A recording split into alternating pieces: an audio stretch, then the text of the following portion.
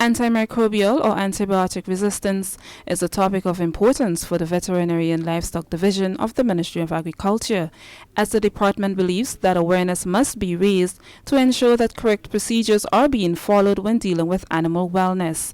In light of this, the first in a series of workshops on antimicrobial resistance was held at the Marmont Community Center in St. David recently, where farmers, 4-Hers, and extension officers were edified on antibiotics, how to use, when to use, and what should be done after use. According to Chief Veterinary and Livestock Officer Dr. Kimon Cummins, it has been approximately 10 years since any new discovery of antibiotics were made, which is a reason for responsibility to be exercised in the usage of what is currently on the market. He warned against misuse of over-the-counter medication. You go to the retailers, so the neighbors say, oh boy, the goat ain't looking good enough, go and buy some Panacure. So you run, you buy some Panacure, you give it some. The neighbor say, no, give it 3 days in a row. Well, how much should you really give it? They didn't tell you how much. So you buy a syringe and you say, okay, well, what syringe you have there? Retailer say, well, I have 5 mLs now, that is all I have, because the 10 ain't really selling, Quite honestly, this animal probably supposed to be getting 20 mils of this medication, and you only give it 5. And then you give it 3 days, and probably was supposed to only give it once.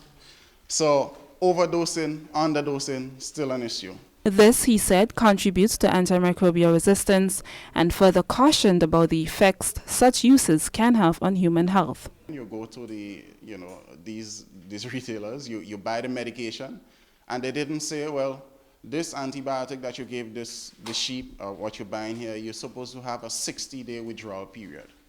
So you gave it 3 weeks back, and you say, the butcher passed by and he say, boy, I want that sheep to buy, And he said, all right, things look tight. You're paying $250 for it, all right, fine. I find the sheep worth $200, again, $50 extra, so go on with it. The butcher throws it straight into the food chain.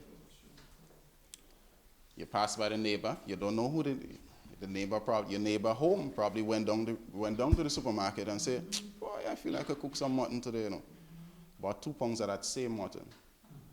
And decide, all right, well, my neighbor next door are cooking some mutton today. I hardly do that. Let me send her over a bowl and give the kids, Kids get it, everybody. So that same animal you treat came right back in your plate.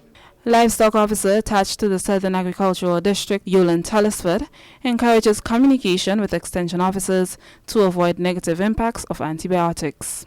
You're vulnerable, so you go there and you want to get results, you want to get help, right?